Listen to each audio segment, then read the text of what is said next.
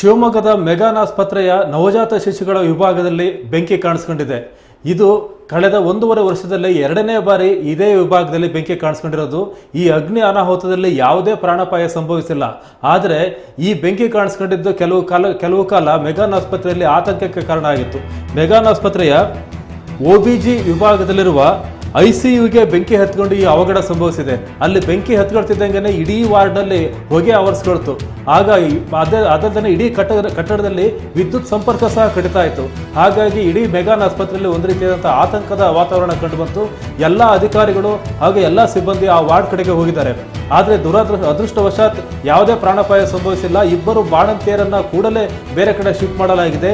ಈ ವಾರ್ಡಿನ ಭದ್ರತೆಗಾಗಿ ನಿಂತಿದ್ದ ಇಬ್ಬರು ಸಿಬ್ಬಂದಿ ಆ ಹೊಗೆ ಸೇವನೆಯಿಂದ ತೀವ್ರ ಅಸ್ವಸ್ಥರಾಗಿದ್ದು ಅವರನ್ನು ಕೂಡಲೇ ತುರ್ತು ಚಿಕಿತ್ಸಾ ನಿಗಾ ಘಟಕಕ್ಕೆ ದಾಖಲಿಸಲಾಯಿತು. ಉಸಿರಾಟದ ತೊಂದರೆಯಿಂದ ಬಳಲ್ತಾ ಇದ್ದ ಅವರು ಈಗ ಚೇತರಿಸಿಕೊಂಡಿದ್ದಾರೆ ಅಂತ ಹೇಳಿ ಮಾಹಿತಿ ಬರ್ತಾ ಇದೆ. ಈ ಮೆಗಾನ್ ಆಸ್ಪತ್ರೆಯ ಹೆರಿಗೆ ವಾರ್ಡಲ್ಲಿ ನವಜಾತ ಶಿಶುಗಳ ಈ ವಾರ್ಡ್ನಲ್ಲಿ ಬೆಂಕಿ ಕಾಣಿಸ್ಕೊಂಡಿದ್ದಕ್ಕಾಗಿ ಈಗಾಗಲೇ ಅಧಿಕಾರಿಗಳು ತಪಾಸಣೆ ನಡೆಸಿದ್ದಾರೆ. ಸ್ಥಳಕ್ಕೆ ಅಗ್ನಿಶಾಮಕ ದಳ ಸಿಬ್ಬಂದಿ ಸಹ ಹೋಗಿ ಅಲ್ಲಿ ಕಾರ್ಯಾಚರಣೆ ನಡೆಸಿದ್ರು. ಇಡೀ ವಾರ್ಡ್ನಲ್ಲಿ ತುಂಬಿಕೊಂಡಿದ್ದಂಥ ಬೆಂಕಿಯನ್ನ ಹೊಗೆಯನ್ನ ಹೊರಗೆ ಹಾಕುವಂಥ ಪ್ರಯತ್ನವನ್ನ ಮಾಡಿದ್ರು. ಇಡೀ ವಾರ್ಡ್ನಲ್ಲಿ ಇಡೀ ಮೆಗಾನ್ ಆಸ್ಪತ್ರೆಯಲ್ಲಿ ಒಂದು ಸಂಚಲನ ಮಾಡಿದಂಥ ಒಂದು ದುರ್ಘಟನೆ ಇದು. ಅಲ್ಲಿ ಬೆಂಕಿ ಕಾಣಿಸ್ಕೊಂಡಿದ್ದು ಯಾವ ಕಾರಣಕ್ಕೆ ಅಂತೇಳಿ ಅಧಿಕಾರಿಗಳು ಸ್ಥಳಕ್ಕೆ ಹೋಗಿ ತಪಾಸಣೆಯನ್ನು ಮಾಡ್ತಾ ಇದ್ದಾರೆ. ಈಗ ಅಲ್ಲಿ ಒಂದು ರೀತಿ ಪರಿಸ್ಥಿತಿ ತಹಬಂದಿಗೆ ಬಂದಿದೆ ಅಂತ ಅನಿಸಿದ್ರು ಸಹ ಅಲ್ಲಿ ಇಡೀ ವಾರ್ಡ್ನಲ್ಲಿ ಎಲ್ಲ ಕಡೆ ಆತಂಕದ ವಾತಾವರಣ ಆಗಿದೆ. ವಾರ್ಡ್ನಲ್ಲಿ ಇದ್ದಂಥ ರೋಗಿಗಳನ್ನು ಬೇರೆ ಕಡೆ ಶಿಫ್ಟ್ ಮಾಡುವಂಥ ಪ್ರಯತ್ನವನ್ನು ಮೆಗಾನ್ ಆಸ್ಪತ್ರೆ ಅಧಿಕಾರಿಗಳು ಹಾಗೂ ಸಿಬ್ಬಂದಿ ಮಾಡ್ತಾ ಇದ್ದಾರೆ. ಈ ವಾರ್ಡ್ನಲ್ಲಿ ಶಸ್ತ್ರಕ್ರಿಯೆಯಿಂದ ಹಾಗೂ ಬೇರೆ ಬೇರೆ ಕಾರಣದಿಂದ ಶಸ್ತ್ರಕ್ರಿಯೆಯಿಂದ ಜನಿಸಿದಂಥ ಮಕ್ಕಳೇ ಈ ವಾರ್ಡ್ನಲ್ಲಿ ಹೆಚ್ಚಿನ ಸಂಖ್ಯೆಯಲ್ಲಿರ್ತಾರೆ. ಮಕ್ಕಳು ಹಾಗೂ ಬಾಣಂತಿಯರು ಈ ವಾರ್ಡ್ನಲ್ಲಿರ್ತಾರೆ. ಈ ವಾರ್ಡ್ನಲ್ಲಿ ICUನಲ್ಲಿ ಶಾರ್ಟ್ ಸರ್ಕ್ಯೂಟ್ ಆಗಿ ಬೆಂಕಿ ಕಾಣಿಸ್ಕೊಂಡಿದೆ ಅಂತೇಳಿ ಮೊದಲನೇ ಹಂತದಲ್ಲಿ ವರದಿಗಳು ಹೇಳ್ತಾ ಇದ್ದಾವೆ. ಆದರೆ ನಿಜವಾದ ಕಾರಣ ಪೂರ್ಣ ತನಿಖೆ ಆದ ನಂತರವೇ ಗೊತ್ತಾಗುವಂಥ ಸಾಧ್ಯತೆ ಇದೆ. ಸದ್ಯ ಇಲ್ಲಿ ಇಬ್ಬರು ಮಹಿಳೆಯರು ಹಾಗೂ ಇಬ್ಬರು ಮಕ್ಕಳು ಇಬ್ಬರು ಬಾಣಂತಿಯರು ಹಾಗೂ 2 ಶಿಶುಗಳನ್ನು ಬೇರೆ ಕಡೆ ಶಿಫ್ಟ್ ಮಾಡಲಾಗಿದೆ. ಸ್ಥಳಕ್ಕೆ ಅಗ್ನಿಶಾಮಕ ಸಿಬ್ಬಂದಿ ಆಗಮಿಸಿದ್ದಾರೆ. ಆ ಸ್ಥಳದಲ್ಲಿ ಉಪಕರಣಗಳನ್ನು ಕೆಲವು ಹಾನಿಯಾಗಿದೆ. ಹಾಸಿಗೆ ಸುಟ್ಟು ಹೋಗಿದೆ ಹಾಗೂ ಆಕ್ಸಿಜನ್ ಪೈಪ್ ಸುಟ್ಟು ಹೋಗಿದೆ.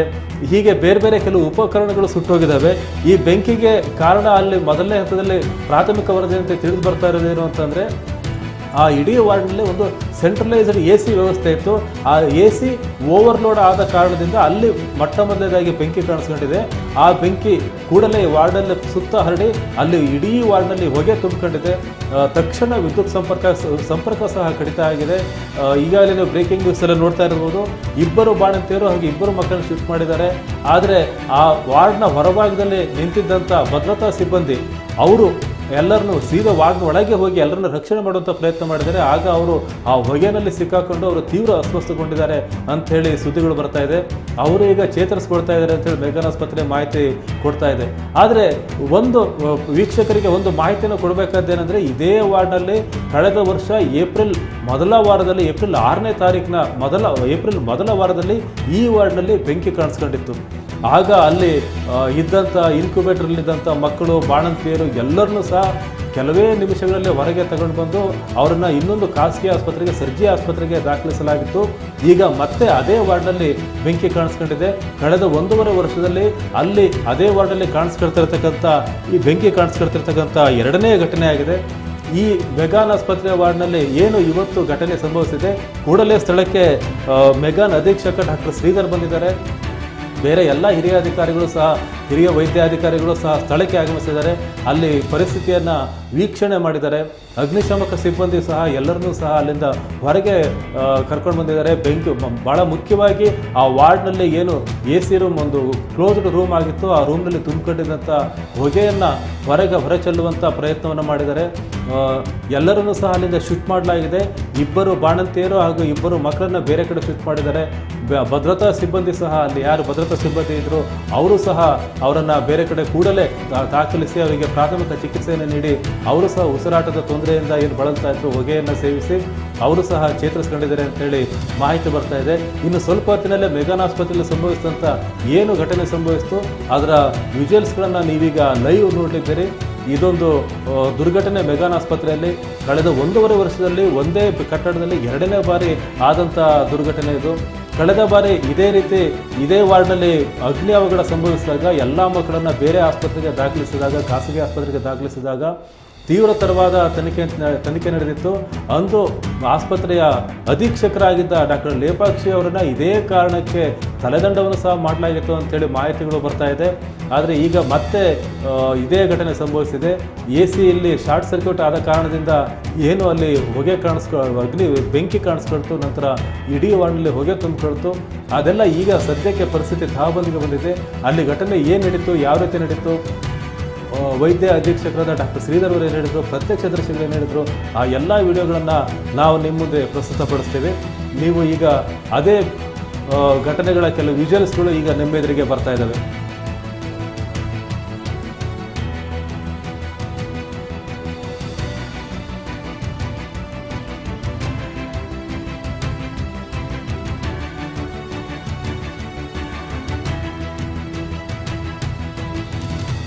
ಮೆಗಾನ್ ಆಸ್ಪತ್ರೆಯಲ್ಲಿ ನಡೆದಂಥ ಘಟನೆ, ಈ ಒಂದು ದುರ್ಘಟನೆ ಇಡೀ ಶಿವಮೊಗ್ಗದಲ್ಲೇ ಆತಂಕವನ್ನು ಸೃಷ್ಟಿ ಮಾಡ್ತು. ಬೇರೆ ಬೇರೆ ಹಳ್ಳಿಗಳಿಂದ ಮೆಗಾನ್ ಆಸ್ಪತ್ರೆಗೆ ಹೆರಿಗೆಗೆಂದು ಬೇರೆ ಬೇರೆ ಹಳ್ಳಿಗಳಿಂದ, ಶಿವಮೊಗ್ಗದಿಂದ ಭಾಳಷ್ಟು ಜನ ಮಧ್ಯಮ ವರ್ಗದ, ಬಡ ಮಧ್ಯಮ ವರ್ಗದ ಜನರು ಮೆಗಾನ್ ಆಸ್ಪತ್ರೆಗೆ ಹೋಗ್ತಾರೆ. ಅಲ್ಲಿ ಹೆರಿಗೆ ವಾರ್ಡ್ನಲ್ಲಿ ನವಜಾತ ಶಿಶುಗಳು ಹಾಗೂ ಬಾಣಂತಿಯರು ಆ ವಾರ್ಡಲ್ಲಿ ಇರ್ತಾರೆ. ಆ ವಾರ್ಡ್ನಲ್ಲಿ ಬೆಂಕಿ ಅವಘಡ ಕಾಣಿಸ್ಕೊಂಡಿದ್ರಿಂದ ಇಡೀ ಮೆಗಾನ್ ಆಸ್ಪತ್ರೆಯಲ್ಲಿ ಒಂದು ಕೆಲಕಾಲ ಆತಂಕದ ವಾತಾವರಣ ಸಹ ಉಂಟಾಗಿತ್ತು. ಆ ಮೆಗಾನ್ ಆಸ್ಪತ್ರೆಯಲ್ಲಿ ನಡೆದಂಥ ದುರ್ಘಟನೆಯ ವಿಜುವಲ್ಗಳನ್ನು, ಈಗ ದೃಶ್ಯಾವಳಿಗಳನ್ನು ನೀವು ನೋಡಲಿದ್ದೀರಿ.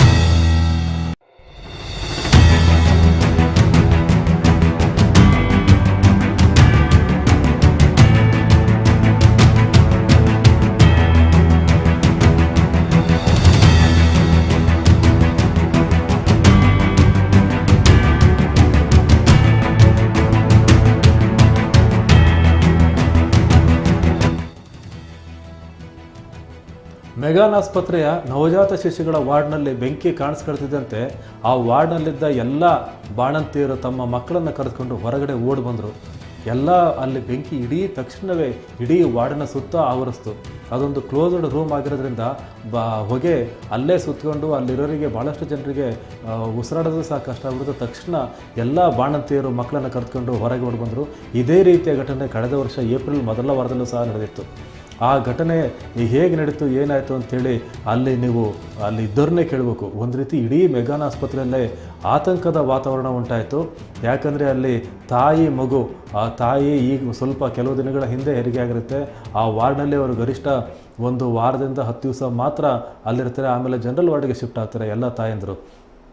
ಅಂಥ ತಾಯಂದಿರು ಮಕ್ಕಳನ್ನು ಆಗ್ತಾನೆ 1 ವಾರ 2 ದಿವಸ 3 ದಿವಸ 1 ವಾರದ ಹಿಂದೆ ತಾವು ಹೆತ್ತಂಥ ಮಕ್ಕಳನ್ನು ಹೊತ್ತುಕೊಂಡು ಹೊರಗಡೆ ಓಡಿ ಬಂದಿದ್ದಾರೆ. ಒಂದು ರೀತಿ ಪ್ಯಾನಿಕ್ ಸಿಚುವೇಷನ್ನೇ ಅಲ್ಲಿ ಮೆಗಾನ್ ಆಸ್ಪತ್ರೆಯಲ್ಲಿ ಕಂಡುಬಂತು. ತಕ್ಷಣ ಅಲ್ಲಿ ಭದ್ರತಾ ಸಿಬ್ಬಂದಿ ಒಳಗೆ ಹೋಗಿದ್ದಾರೆ, ಎಲ್ಲರನ್ನೂ ಹೊರ ಕಳಿಸುವಂಥ ಪ್ರಯತ್ನ ಮಾಡಿದ್ದಾರೆ. ಬೆಂಕಿ ತಕ್ಷಣ ವಾರ್ಡ್ ಒಳಗೆ ಆವರಿಸಿದೆ. ಒಳಗೆ ಯಾರಿಗೂ ನಿಲ್ಲಲಿಕ್ಕೆ ಆಗದಂಥ ಪರಿಸ್ಥಿತಿ. ನೀವು ಆ ದೃಶ್ಯಾವಳಿಗಳಲ್ಲಿ ನೋಡಿರ್ಬೋದು. ಮೆಗಾನ್ ಆಸ್ಪತ್ರೆಯ ಅಧೀಕ್ಷಕರಾದ ಡಾಕ್ಟರ್ ಶ್ರೀಧರ್ ಅವರು ತಕ್ಷಣ ಆ ವಾರ್ಡಿಗೆ ಬಂದಿದ್ದಾರೆ. ಆ ವಾರ್ಡ್ನ ಒಳಗೆ ಹೋಗಿ ಅಲ್ಲಿ ಪರಿಸ್ಥಿತಿ ಏನಾಗಿದೆ ಅಂತೇಳಿ ಅವಲೋಕನ ಮಾಡಿದ್ದಾರೆ. ಜೊತೆಗೆ ಅಲ್ಲಿದ್ದ ಎಲ್ಲ ಬಾಣಂತಿಯರನ್ನು ಮಕ್ಕಳನ್ನು ಬೇರೆ ಕಡೆ ಒಂದು ಸುರಕ್ಷಿತ ಸ್ಥಳಕ್ಕೆ ಸ್ಥಳಾಂತರ ಮಾಡ್ತಕ್ಕಂಥ ಕಾರ್ಯವನ್ನು ಸಹ ಮಾಡಿದರು. ಈಗ ಆ ಘಟನೆಯನ್ನು ನೋಡಿದಂಥ ಪ್ರತ್ಯಕ್ಷದರ್ಶಿಯೊಬ್ಬರು ಅವರು ಏನು ಹೇಳಿದ್ರು ನೋಡೋಣ ಬನ್ನಿ. ಅವರು ಆ ಸ್ಥಳದಲ್ಲಿ ಬೆಂಕಿ ಹತ್ಕೊಂಡಾಗ ಅಲ್ಲಿ ಇಡೀ ವಾರ್ಡ್ನಲ್ಲಿ ಹೊಗೆ ಆವರಿಸ್ಕೊಂಡಾಗ ಅವರು ಸ್ಥಳದಲ್ಲೇ ಇದ್ದಂಥವ್ರು. ಅವರು ನಮ್ಮ ಕನ್ನಡ ಮೀಡಿಯಂ 24/7 ವಾಹಿನಿಯ ಜೊತೆ ಮಾತನಾಡಿದ್ದಾರೆ. ಅವ್ರು ಏನು ಮಾತಾಡಿದ್ದಾರೆ ನೋಡೋಣ ಬನ್ನಿ. ಸರ್, ನಾನು ಬಂದು ಇಲ್ಲಿ ನಿಂತ್ಕೊಂಡಿದ್ದೆ. ನಾ ಮನೆಯವ್ರ ಪಾಪು ಇತ್ತು, ಮಾತಾಡಿಸ್ತಾ ಇದ್ದೆ. ಅಷ್ಟೊತ್ತಿಗೆ ಪಕ್ಕದ ವಾರ್ಡಲ್ಲಿ IC ವಾರ್ಡಲ್ಲಿ ಬೆಂಕಿ ಕಾಣಿಸ್ತು. ಬೆಂಕಿ ಕಾಣಿಸಿ ಕೊನೆಗೆ ನಾವು ಒಳಗಡೆ ಹೋಗೋಕ್ಕೆ ಗಂಡಸರಿಗೆ ಯಾರಿಗೂ ಬಿಡ್ತಾ ಇಲ್ಲ. ಒಳಗಡೆ ಸೆಕ್ಯೂರಿಟಿಗಳು ಮತ್ತು ನರ್ಸ್ಗಳು ಅವರೇ ಆ ಕಡೆ ಈ ಕಡೆ ಓಡಾಡೋದು, ಅಲ್ಲಿರೋ ಪೇಷಂಟ್ಗಳು ಆ ಕಡೆ ತೊಗೊಂಡೋದು ಈ ಕಡೆ ತೊಗೊಂಡೋದೆಲ್ಲ ಮಾಡ್ತಿದ್ರು. ಕೊನೆಗೆ ಅಷ್ಟೊತ್ತಿಗೆ ನಾವು ಇಲ್ಲಿರೋ ಎಲ್ಲರೂ ಜೆಂಟ್ಸ್ ಎಲ್ಲ ಅಷ್ಟು ಸೇರಿ ಅವ್ರು ಕೂಡ ಗಲಾಟಿಂಗ್ ಮಾಡಿ ಒಳಗೆ ಹೋದ್ವಿ. ಒಳಗೆ ಹೋದ ತಕ್ಷಣ ಒಳಗಡೆ ಬೆಂಕಿ ಇದೆ, ಒಳಗಡೆ ಹೋಗೋಕ್ಕೆ ಆಗ್ತಿಲ್ಲ. ಹೊಗೆ, ಬೆಂಕಿಯಿಂದ ಈ ಕಡೆ ಫುಲ್ ಹೊಗೆ ಇತ್ತು. ಒಳಗಡೆ ನಮ್ಗೆ ಹೋಗಕ್ಕೆ ಗೊತ್ತಾಗ್ತಿಲ್ಲ, ಎಲ್ಲಿ ಏನು ಮಾಡಬೇಕು ಅಂತ ಗೊತ್ತಾಗ್ತಿಲ್ಲ. ಮಕ್ಕಳದ್ದು IC ವಾರ್ಡಲ್ಲಿ, ಸರ್ಜಿಕಲ್ IC ವಾರ್ಡ್ ಅನಿಸುತ್ತೆ ಅದರಲ್ಲಿ. ಆದರೆ ಈಗಲೂ ನಮಗೆ ಮಾಹಿತಿ ಗೊತ್ತಿಲ್ಲ, ಮಕ್ಕಳಿದ್ವೋ ಇಲ್ಲೋ ಏನೋ ಗೊತ್ತಿಲ್ಲ. ಅದ್ರ ಜೊತೆಗೆ ಎಲ್ಲರೂ ಜನ ಅಕ್ಕಪಕ್ಕ ವಾರ್ಡಲ್ಲಿ ಇರೋರು ಅಷ್ಟರು ಮಕ್ಕಳನ್ನೆಲ್ಲ ಹೊರಗೊಂಡು ಓಡಿ ಬಂದರು. ಅವ್ರವ್ರ ಮಕ್ಕಳನ್ನೇ ಕರ್ಕೊಬಂದರು, ಹೆದರಿಕೆಗೆ ಬೇರೆ ಬೇರೆ ಮಕ್ಕಳನ್ನ ಕರ್ಕೊಬಂದರು, ಒಂದೂ ಗೊತ್ತಿಲ್ಲ. ಸರ್, ನಾನು ಬಂದು ಇಲ್ಲಿ ನಿಂತ್ಕೊಂಡಿದ್ದೆ. ನಾ ಮನೆಯವ್ರ ಪಾಪು ಇತ್ತು, ಮಾತಾಡಿಸ್ತಾ ಇದ್ದೆ. ಅಷ್ಟೊತ್ತಿಗೆ ಪಕ್ಕದ ವಾರ್ಡಲ್ಲಿ IC ವಾರ್ಡಲ್ಲಿ ಬೆಂಕಿ ಕಾಣಿಸ್ತು. ಬೆಂಕಿ ಕಾಣಿಸಿ ಕೊನೆಗೆ ನಾವು ಒಳಗಡೆ ಹೋಗೋಕ್ಕೆ ಗಂಡಸರಿಗೆ ಯಾರಿಗೂ ಬಿಡ್ತಾ ಇಲ್ಲ. ಒಳಗಡೆ ಸೆಕ್ಯೂರಿಟಿಗಳು ಮತ್ತು ನರ್ಸ್ಗಳು ಅವರೇ ಆ ಕಡೆ ಈ ಕಡೆ ಓಡಾಡೋದು, ಅಲ್ಲಿರೋ ಪೇಷಂಟ್ಗಳು ಆ ಕಡೆ ತೊಗೊಂಡೋದು ಈ ಕಡೆ ತೊಗೊಂಡೋದೆಲ್ಲ ಮಾಡ್ತಿದ್ರು. ಕೊನೆಗೆ ಅಷ್ಟೊತ್ತಿಗೆ ನಾವು ಇಲ್ಲಿರೋ ಎಲ್ಲರೂ ಜೆಂಟ್ಸ್ ಎಲ್ಲ ಅಷ್ಟು ಸೇರಿ ಅವ್ರು ಕೂಡ ಗಲಾಟಿಂಗ್ ಮಾಡಿ ಒಳಗೆ ಹೋದ್ವಿ. ಒಳಗೆ ಹೋದ ತಕ್ಷಣ ಒಳಗಡೆ ಬೆಂಕಿ ಇದೆ, ಒಳಗಡೆ ಹೋಗೋಕ್ಕೆ ಆಗ್ತಿಲ್ಲ. ಹೊಗೆ, ಬೆಂಕಿಯಿಂದ ಈ ಕಡೆ ಫುಲ್ ಹೊಗೆ ಇತ್ತು. ಒಳಗಡೆ ನಮ್ಗೆ ಹೋಗಕ್ಕೆ ಗೊತ್ತಾಗ್ತಿಲ್ಲ, ಎಲ್ಲಿ ಏನು ಮಾಡಬೇಕು ಅಂತ ಗೊತ್ತಾಗ್ತಿಲ್ಲ. ಮಕ್ಕಳದ್ದು IC ವಾರ್ಡಲ್ಲಿ, ಸರ್ಜಿಕಲ್ IC ವಾರ್ಡ್ ಅನಿಸುತ್ತೆ ಅದರಲ್ಲಿ. ಆದರೆ ಈಗಲೂ ನಮಗೆ ಮಾಹಿತಿ ಗೊತ್ತಿಲ್ಲ, ಮಕ್ಕಳಿದ್ವೋ ಇಲ್ಲೋ ಏನೋ ಗೊತ್ತಿಲ್ಲ. ಅದ್ರ ಜೊತೆಗೆ ಎಲ್ಲರೂ ಜನ ಅಕ್ಕಪಕ್ಕ ವಾರ್ಡಲ್ಲಿ ಇರೋರು ಅಷ್ಟರು ಮಕ್ಕಳನ್ನೆಲ್ಲ ಹೊರಗೊಂಡು ಓಡಿ ಬಂದರು. ಅವ್ರವ್ರ ಮಕ್ಕಳನ್ನೇ ಕರ್ಕೊಬಂದರು, ಹೆದರಿಕೆಗೆ ಬೇರೆ ಬೇರೆ ಮಕ್ಕಳನ್ನ ಕರ್ಕೊಬಂದರು, ಒಂದೂ ಗೊತ್ತಿಲ್ಲ. ಸರ್, ನಾನು ಬಂದು ಇಲ್ಲಿ ನಿಂತ್ಕೊಂಡಿದ್ದೆ. ನಾ ಮನೆಯವ್ರ ಪಾಪು ಇತ್ತು, ಮಾತಾಡಿಸ್ತಾ ಇದ್ದೆ. ಅಷ್ಟೊತ್ತಿಗೆ ಪಕ್ಕದ ವಾರ್ಡಲ್ಲಿ IC ವಾರ್ಡಲ್ಲಿ ಬೆಂಕಿ ಕಾಣಿಸ್ತು. ಬೆಂಕಿ ಕಾಣಿಸಿ ಕೊನೆಗೆ ನಾವು ಒಳಗಡೆ ಹೋಗೋಕ್ಕೆ ಗಂಡಸರಿಗೆ ಯಾರಿಗೂ ಬಿಡ್ತಾ ಇಲ್ಲ. ಒಳಗಡೆ ಸೆಕ್ಯೂರಿಟಿಗಳು ಮತ್ತು ನರ್ಸ್ಗಳು ಅವರೇ ಆ ಕಡೆ ಈ ಕಡೆ ಓಡಾಡೋದು, ಅಲ್ಲಿರೋ ಪೇಷಂಟ್ಗಳು ಆ ಕಡೆ ತೊಗೊಂಡೋದು ಈ ಕಡೆ ತೊಗೊಂಡೋದೆಲ್ಲ ಮಾಡ್ತಿದ್ರು. ಕೊನೆಗೆ ಅಷ್ಟೊತ್ತಿಗೆ ನಾವು ಇಲ್ಲಿರೋ ಎಲ್ಲರೂ ಜೆಂಟ್ಸ್ ಎಲ್ಲ ಅಷ್ಟು ಸೇರಿ ಅವ್ರು ಕೂಡ ಗಲಾಟಿಂಗ್ ಮಾಡಿ ಒಳಗೆ ಹೋದ್ವಿ. ಒಳಗೆ ಹೋದ ತಕ್ಷಣ ಒಳಗಡೆ ಬೆಂಕಿ ಇದೆ, ಒಳಗಡೆ ಹೋಗೋಕ್ಕೆ ಆಗ್ತಿಲ್ಲ. ಹೊಗೆ, ಬೆಂಕಿಯಿಂದ ಈ ಕಡೆ ಫುಲ್ ಹೊಗೆ ಇತ್ತು. ಒಳಗಡೆ ನಮ್ಗೆ ಹೋಗಕ್ಕೆ ಗೊತ್ತಾಗ್ತಿಲ್ಲ, ಎಲ್ಲಿ ಏನು ಮಾಡಬೇಕು ಅಂತ ಗೊತ್ತಾಗ್ತಿಲ್ಲ. ಮಕ್ಕಳದ್ದು IC ವಾರ್ಡಲ್ಲಿ, ಸರ್ಜಿಕಲ್ IC ವಾರ್ಡ್ ಅನಿಸುತ್ತೆ ಅದರಲ್ಲಿ. ಆದರೆ ಈಗಲೂ ನಮಗೆ ಮಾಹಿತಿ ಗೊತ್ತಿಲ್ಲ, ಮಕ್ಕಳಿದ್ವೋ ಇಲ್ಲೋ ಏನೋ ಗೊತ್ತಿಲ್ಲ. ಅದ್ರ ಜೊತೆಗೆ ಎಲ್ಲರೂ ಜನ ಅಕ್ಕಪಕ್ಕ ವಾರ್ಡಲ್ಲಿ ಇರೋರು ಅಷ್ಟರು ಮಕ್ಕಳನ್ನೆಲ್ಲ ಹೊರಗೊಂಡು ಓಡಿ ಬಂದರು. ಅವ್ರವ್ರ ಮಕ್ಕಳನ್ನೇ ಕರ್ಕೊಬಂದರು, ಹೆದರಿಕೆಗೆ ಬೇರೆ ಬೇರೆ ಮಕ್ಕಳನ್ನ ಕರ್ಕೊಬಂದರು, ಒಂದೂ ಗೊತ್ತಿಲ್ಲ.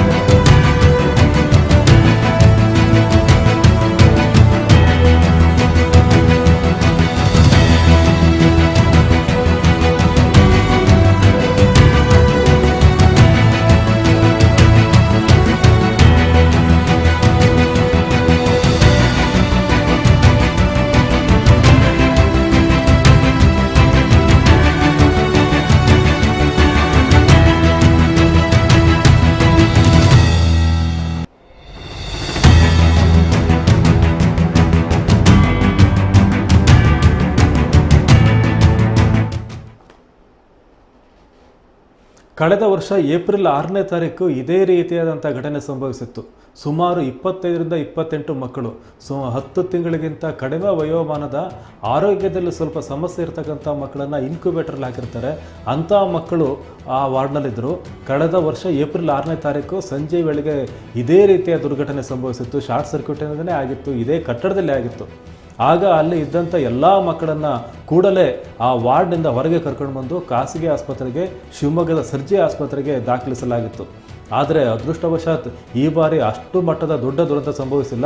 ಆದರೆ ದುರ್ಘಟನೆ ಆಗಿರೋದಂತೂ ನಿಜ. ಅಲ್ಲಿ ಈ ದುರ್ಘಟನೆ, ಈ ಬೆಂಕಿ ಕಾಣಿಸ್ಕೊಂಡಾಗ, ಹೊಗೆ ಇಡೀ ವಾರ್ಡನ್ನು ಆವರಿಸಿದಾಗ ಅಲ್ಲಿ ತಕ್ಷಣ ನೆರವಿಗೆ ಧಾವಿಸ್ತಾರೆ ಅಂತಂದರೆ ಅಗ್ನಿಶಾಮಕ ಸಿಬ್ಬಂದಿ. ಸುದ್ದಿ ತಿಳಿದ ಕೂಡಲೇ ಅವರು ಮೆಗ್ಗಾನ್ ಆಸ್ಪತ್ರೆಗೆ ಬಂದರು, ತೀವ್ರವಾಗಿ ಕಾರ್ಯಾಚರಣೆಗೆ ತೊಡಗಿದ್ರು. ಅಲ್ಲಿ ಮೊದಲನೇದಾಗಿ ಅವರು ಆ ವಾರ್ಡ್ನಲ್ಲಿ ಸುತ್ತಿಕೊಂಡಿದ್ದಂಥ ಆ ಹೊಗೆಯನ್ನು ಹೊರ ಕಳಿಸ್ಬೇಕಿತ್ತು. ಅದಾದ ಮೇಲೆ ಅಲ್ಲಿ ಏನು ಬೆಂಕಿ ಇದೆ, ಎಲ್ಲಿ ಸಣ್ಣ ಪುಟ್ಟ ಬೆಂಕಿ ಇದೆ, ಅದನ್ನು ನಂದಿಸಬೇಕಿತ್ತು. ಆ ಎಲ್ಲ ಕಾರ್ಯವನ್ನು ಶಿವಮೊಗ್ಗದ ಅಗ್ನಿಶಾಮಕ ಸಿಬ್ಬಂದಿ ಅತ್ಯಂತ ಸಮರ್ಥವಾಗಿ, ತ್ವರಿತವಾಗಿ, ಭಾಳ ಕ್ಷಿಪ್ರವಾಗಿ ಅವರು ಕಾರ್ಯಾಚರಣೆಯನ್ನು ಮಾಡಿ ಅಲ್ಲಿದ್ದಂಥ ರೋಗಿಗಳಿಗೆ, ಬಾಣಂತಿಯರಿಗೆ, ಮಕ್ಕಳಿಗೆ ಧೈರ್ಯವನ್ನು ತುಂಬಿದ್ದಾರೆ. ಈ ಅಗ್ನಿಶಾಮಕ ಸಿಬ್ಬಂದಿ ಆ ಠಾಣಾಧಿಕಾರಿ ಪ್ರವೀಣ್ ಅವರು ನಮ್ಮ ಜೊತೆ ನಮ್ಮ ಕನ್ನಡ ಮೀಡಿಯಂ ವಾಹಿನಿ ಜೊತೆ ಮಾತನಾಡಿದ್ದಾರೆ. ಅಲ್ಲಿ ಏನು ನಡೀತು, ಯಾವ ರೀತಿ ಕಾರ್ಯಾಚರಣೆ ಮಾಡಿದ್ವಿ ಅಂತ ಹೇಳಿದ್ದಾರೆ. ಅದನ್ನು ನೋಡೋಣ ಬನ್ನಿ.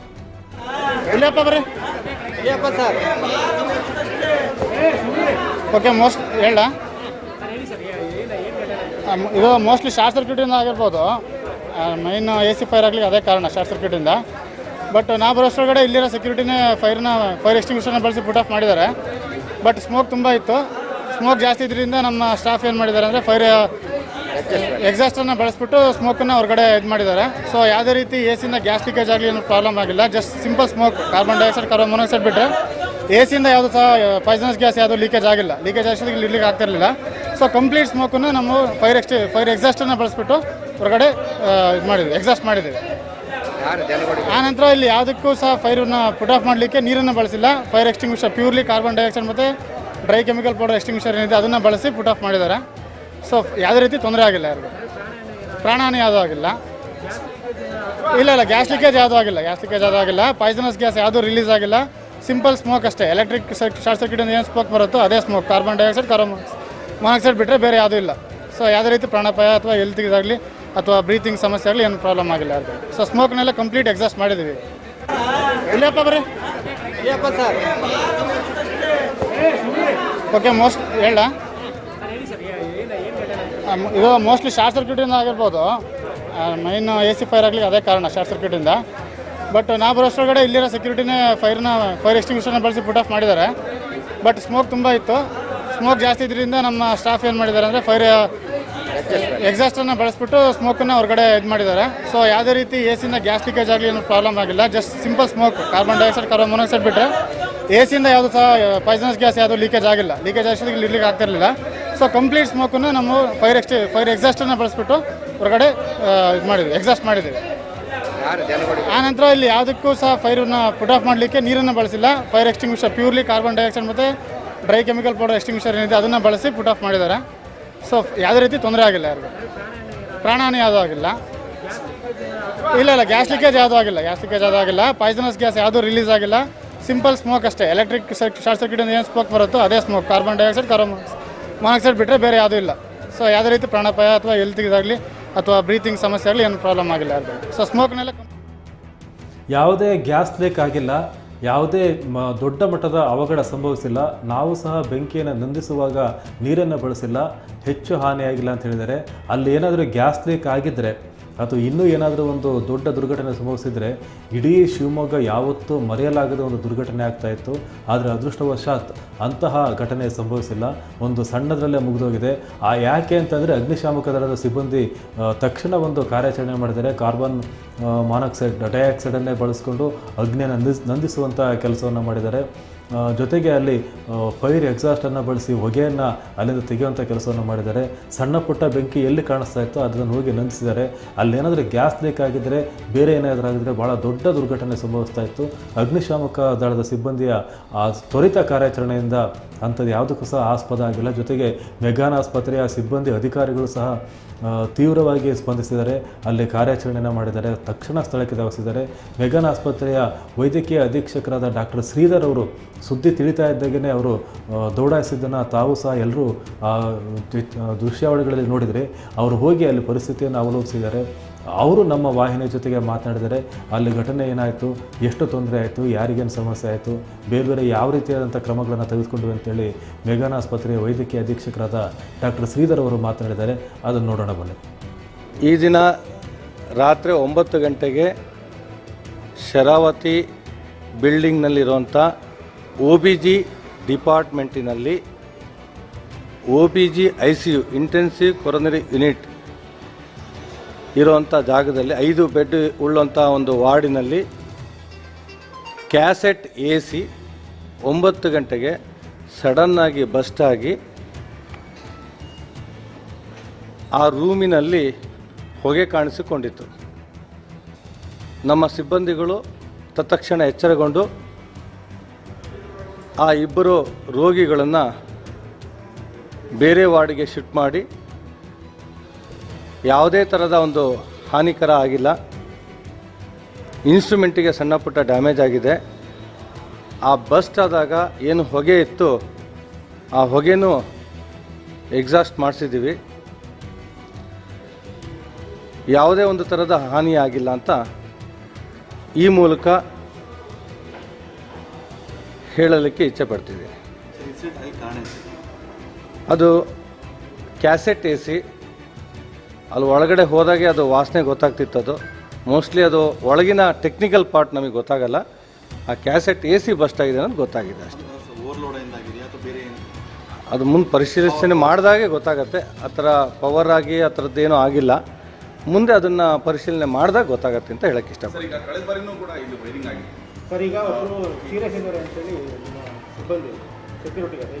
ನಾನೇ ಎಲ್ಲರನ್ನೂ ನೋಡ್ಕೊಂಬಂದಿದ್ದೀನಿ.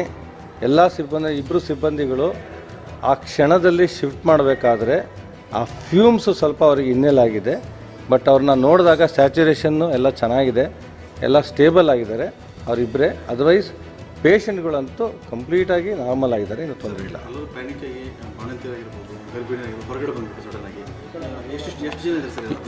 ಈ ಮೂಲಕ ನಾನೆಲ್ಲ ಪೇಷಂಟ್ ರೋಗಿಗಳಿಗೆ ಮತ್ತು ಅಲ್ಲಿರೋಂಥ ನಮ್ಮ ಎಲ್ಲ ಹೇಳಕ್ಕೆ ಇಚ್ಛೆ ಪಡೋದು, ಯಾವುದೇ ಥರದ ಒಂದು ಗಾಬರಿ ಆಗೋಂಥ ಪರಿಸ್ಥಿತಿಯಲ್ಲಿಲ್ಲ. ಕ್ಯಾಸೆಟ್ AC ಅದಷ್ಟೇ ಬಸ್ಟ್ ಆಗಿರೋದು, ಎಲೆಕ್ಟ್ರಿಕಲ್ ಯಾವುದೇ ಸಮಸ್ಯೆ ಆಗಿಲ್ಲ. ಸರ್, ಕಳೆದ ಬಾರಿಯೂ ಕೂಡ ಇದೇ ಥರದ AC-ನಲ್ಲೇ ಒಂದು ಬೆಂಕಿ ಅವಘಡ ನಡೆದಿತ್ತು, ಶಾರ್ಟ್ ಸರ್ಕ್ಯೂಟ್ ಆಗಿತ್ತು. ಈ ಸಲ ಅದೇ ಆಗಿದೆ. AC ವೈರಿಂಗ್ ಸೆಲ್ ಚೇಂಜ್ ಮಾಡಬೇಕಾ ಅಥವಾ ವಿದ್ಯುತ್ ಲೈನಿಂಗ್ ಏನೋ ಚೇಂಜ್ ಮಾಡಬೇಕಾ, ಏನು ಅನಿವಾರ್ಯ ಇದೆಯಾ? ಹೋದ ಸತಿ ಆಗಿರೋದು ಪೀಡಿಯಾಟ್ರಿಕ್ ವಾರ್ಡ್ನಲ್ಲಿ. ಆ ಟೈಮಿನಲ್ಲಿ ತುಂಬ ಮಳೆ ಬಂದು ಅದು ಆಗಿದ್ದು AC-ಯಿಂದ ಅಲ್ಲ, ಅದು ಪ್ಯೂರ್ಲಿ ಶಾರ್ಟ್ ಸರ್ಕ್ಯೂಟ್ ಆಗಿತ್ತು. ಆ ದುರಂತನೇ ಬೇರೆ, ಈ ದುರಂತನೇ ಬೇರೆ ಆಗಿದೆ. ಸರ್, ಎಷ್ಟು ಜನ ಇದೆ ಸರ್? ಗರ್ಭಿಣಿಯರು ಎಷ್ಟಿದ್ರು, ಹೆರಿಗೆಯಾದರು ಎಷ್ಟಿದ್ರು ಇಲ್ಲಿ ವಾರ್ಡಲ್ಲಿ? ಸಂಖ್ಯೆ ಎಷ್ಟು ಸರ್ ಟೋಟಲ್ ನಿಮ್ಮ ಹೆರಿಗೆ ವಾರ್ಡಲ್ಲಿ? 2 ಪೇಷಂಟು ಅಲ್ಲಿ ಒಳಗೆ ಸರ್ ಹೊರತುಪಡಿಸಿ ಸರ್ ವಾರ್ಡ್ನಲ್ಲಿ ಎಲ್ಲ ಎಲ್ಲ ಸೇರಿ ಒಂದು ವಾರ್ಡ್ನಲ್ಲಿ ಒಂದು 40ರಿಂದ 50 ಪೇಷಂಟು ಸಿಸೇರಿಯನ್ ಆದವರು, ನಾರ್ಮಲ್ ಲೇಬರ್ ಆದವರು ಇದ್ದರು. ಈ ಬೇರೆ ವಾರ್ಡ್ನಲ್ಲಿ, ಆ ಬೇರೆ ಪಕ್ಕ ವಾರ್ಡಲ್ಲಿ ಯಾವುದೇ ವಾರ್ಡ್ನಲ್ಲಿ ಏನೂ ತೊಂದರೆ ಆಗಿಲ್ಲ. ಪಕ್ಕದ ಅವ್ರು ಪ್ಯಾನಿಕ್ ಅಕ್ಕಪಕ್ಕ ವಾರ್ಡ್ನಲ್ಲಿ ಯಾರಿದ್ರಲ್ಲ ಆ ಹೊಗೆಗೆ ಪ್ಯಾನಿಕ್ ಆಗಿ ಬಂದಿರೋದು. ಅದು ಬಿಟ್ಟರೆ ಬೇರೆ ಬಿಲ್ಡಿಂಗಲ್ಲಿ ಯಾರೂ ಆ ಥರ ಆಗಿಲ್ಲ. ಅವರಿಗೆಲ್ಲ ನಮ್ಮ ಎಲ್ಲ ಸಿಬ್ಬಂದಿಗಳು, ನರ್ಸಿಂಗ್ ಸೂಪರ್ವೈಸರ್ಸು, ನರ್ಸಿಂಗ್ ಸ್ಟಾಫು ಎಲ್ಲ ಕಾರ್ಯಗತರಾಗಿದ್ದಾರೆ. ನಮ್ಮ ಎಲ್ಲ ಸಿಬ್ಬಂದಿಗಳು ಎಲ್ಲ ಥರದಿಂದ ಕಾರ್ಯಚಟುವಟಿಕೆಗಳಾಗಿದ್ದಾರೆ. ಈಗಾಗಲೇ ಎಲ್ಲದೂ ತಿಳಿಯಾಗಿದೆ. ಅವರಿಗೆಲ್ಲ ಧೈರ್ಯ ತುಂಬುವಂಥ ಕೆಲಸ ಮಾಡಿದ್ದೀವಿ. ಇದ್ರ ಮೂಲಕ ಅವರಿಗೂ ಸಹ ಧೈರ್ಯ ಬಂದಿದೆ. ಈಗ ಅದೊಂದು ವಾರ್ಡಲ್ಲಿ AC-ಯಿಂದ ಆಗಿರೋದು ಅಂತ ಈ ಮೀಡಿಯಾ ಮೂಲಕ ನಾನು ಹೇಳೋದು ಇಷ್ಟೇ. ಇದು OBG ICU-ನಲ್ಲಿ ಆಗಿರೋದು, ಕ್ಯಾಸೆಟ್ AC ಬಸ್ಟ್ ಆಗಿರೋದು. ಅದು ಬಿಟ್ಟರೆ ಬೇರೆ ಯಾವುದೂ ಹಾನಿಯಾಗಿಲ್ಲ. ರೋಗಿಗಳು ಧೈರ್ಯವಾಗಿರಬೇಕು, ಏನೂ ಆ ಥರ ಗಾಬರಿ ಪಡುವಂಥದ್ದು ಅವಶ್ಯಕತೆ ಇಲ್ಲ ಅಂತ ಹೇಳೋಕ್ಕೆ ಇಷ್ಟಪಡ್ತೀನಿ. ತುರ್ತು ಸೇವೆಗೆ ನಾವು ಇಮಿಡಿಯೇಟ್ಲಿ ನಾಳೆ ಅರೇಂಜ್ ಮಾಡಿಸ್ತೀವಿ. ಅದಕ್ಕೆ ನಾಳೆ ಮಾಡಿಸ್ತೀವಿ. ಸದ್ಯಕ್ಕೆ ನಾವು ಬೇರೆ ಕಡೆ ಶಿಫ್ಟ್ ಮಾಡಿಸಿದ್ವಿ. ನಮ್ಮ ಮೇನ್ ಮೆಗಾನಿಗೂ ಇದೆ.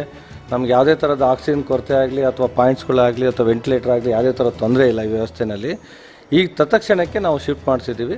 ಆ ಪೇಷಂಟ್ ಸ್ಟೇಬಲ್ ಇದೆ. ನಮ್ಮೆಲ್ಲ ಸಿಬ್ಬಂದಿಗಳು, ಡಾಕ್ಟ್ರುಗಳು ಎಲ್ಲದು ಮೆಡಿಸಿನ್ ವಿಭಾಗ, ಅನಸ್ತೇಷಿಯಾ ವಿಭಾಗ, ಪಲ್ಮನರಿ ವಿಭಾಗ ಎಲ್ಲರೂ ಕಾರ್ಯಚಟುವಟಿಕೆಯಾಗಿ ಎಲ್ಲ ಪೇಷಂಟ್ಗಳನ್ನ ನೋಡಿದ್ದಾರೆ. ಅದರ ಯಾವುದೇ ಥರದ ಒಂದು ಗಾಬರಿ ಪಡುವಂಥ ಸನ್ನಿವೇಶ ಇಲ್ಲ ಅಂತ ಹೇಳೋಕ್ಕೆ ಇಷ್ಟಪಡ್ತೀನಿ. ಇದರಲ್ಲಿ ಯಾವುದೂ ನೆಗ್ಲಿಜೆನ್ಸಿ ಇಲ್ಲ. ಎಲೆಕ್ಟ್ರಾನಿಕಲ್ ಕ್ಯಾಸ್ ಎ ಸಿನಲ್ಲಿ ಆಗಿರೋಂಥದ್ದು, ಆ ಟೆಕ್ನಿಕಲ್ ಪ್ರಾಬ್ಲಮ್ ಇದ್ದಾಗ ಅದಾಗಿದೆ ಅಂತ ಹೇಳೋಕ್ಕೆ ಇಷ್ಟಪಡ್ತೀನಿ. ಆದರೂ ನಾವು ಕುಲಂಕುಷವಾಗಿ ಅದನ್ನು ಪರಿಶೀಲನೆ ಮಾಡಿ ಇನ್ವೆಸ್ಟಿಗೇಷನ್ ಮಾಡಿ ನಮ್ಮ ಎಲೆಕ್ಟ್ರಿಕಲ್ ಡಿಪಾರ್ಟ್ಮೆಂಟ್ ಅವರೆಲ್ಲ ನೋಡಿದ ಮೇಲೆ ಫೈನಲಿ ಏನು ಅಂತ ಹೇಳೋಕ್ಕೆ, ಈಗ ಫಸ್ಟ್ ನೋಡಿದಾಗ ಅದು ಎ ಸಿ ಅಷ್ಟೇ ಫಸ್ಟ್ ಆಗಿರೋದು, ನಿಮಗೆಲ್ಲ ನೋಡಿದ್ದೀರಾ, ಅದು ಎ ಸಿಯಿಂದನೇ ಆಗಿರೋದು ಅಂತ ಕಾಣುತ್ತೆ.